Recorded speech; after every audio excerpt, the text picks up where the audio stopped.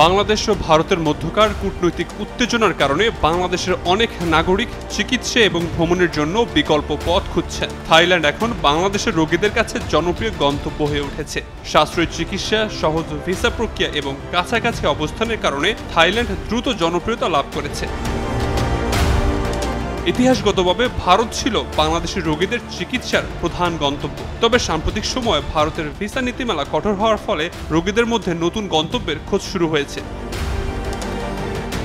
5 আগস্টের পর দেশের মানুষ নতুন করে স্বপ্ন দেখতে শুরু করেছে। বিশেষজ্ঞরা বলছেন, শেখ হাসিনার পতনের পর দুই দেশের সম্পর্ক আরও অবনতির দিকে যাচ্ছে। অনেক ভারতীয় হাসপাতাল এবং চিকিৎসক বাংলাদেশের রোগীদের চিকিৎসা দিতে অনিচ্ছুক, যা রোগীদের থাইল্যান্ডমুখী করে তুলেছে।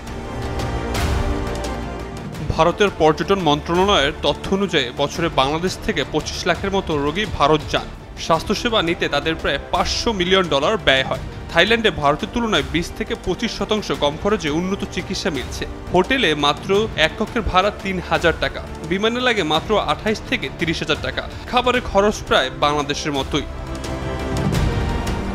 থাইল্যান্ডে প্রায় 1000 হাসপাতাল আছে, এর মধ্যে 470টির বেশি বেসরকারি ব্যবস্থাপনায়। এশিয়া মহাদেশের অন্যতম বৃহৎ বেসরকারি হাসপাতালও ব্যাংককে।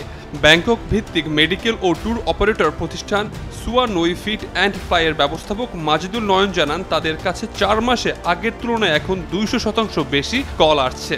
80% বেশি রোগী ভারতকে বাদ দিয়ে থাইল্যান্ড আসতে চাচ্ছেন। 2019 সালে বাংলাদেশ থেকে প্রায় 1.5 লাখ মানুষ থাইল্যান্ড গিয়েছিলেন। তাদের মধ্যে চিকিৎসার জন্য গিয়েছিলেন 4300 জন। বিমানে ঢাকা থেকে থাইল্যান্ড যেতে লাগে মাত্র 2.5 ঘন্টা। চলতি বছর থাইল্যান্ডে 36,70,000 পর্যটক আকর্ষণের লক্ষ্য ঠিক করেছে।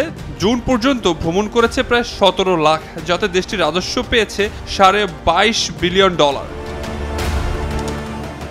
ভারতের ভিসা জটিলতা সমাধান না হলে থাইল্যান্ড আরও জনপ্রিয় হবে বলে ধারণা করা হচ্ছে। বিশেষজ্ঞরা বলছেন, এ পরিস্থিতি বাংলাদেশের চিকিৎসা খাত উন্নয়নের একটি বড় সুযোগ হতে পারে। সরকার যদি স্থানীয় চিকিৎসা ব্যবস্থার উন্নয়নে মনোযোগ দেয়, তাহলে রোগীদের বিদেশমুখী প্রবণতা কমানো সম্ভব। উন্নত সেবা এবং আন্তর্জাতিক মান নিশ্চিত করা গেলে দেশের চিকিৎসা খাতেও নতুন দিগন্ত উন্মোচিত হতে পারে। এই সুযোগে দেশের পর্যটন খাতকে নতুন করে গড়ে তোলার সুযোগ এসেছে। পর্যটন স্পটগুলোকে নতুন আঙ্গিকে সাজাতে হবে, যাতে দেশের মানুষ নিজেরাই আগ্রহ করে বিভিন্ন জায়গায় ঘুরতে আসে, যা দেশে নতুন করে অনেক কর্মসংস্থান তৈরি করবে এবং ভারতের উপর বাংলাদেশের নির্ভরশীলতা কমাবে। আবির হোসেন, নিউজ 24, ঢাকা।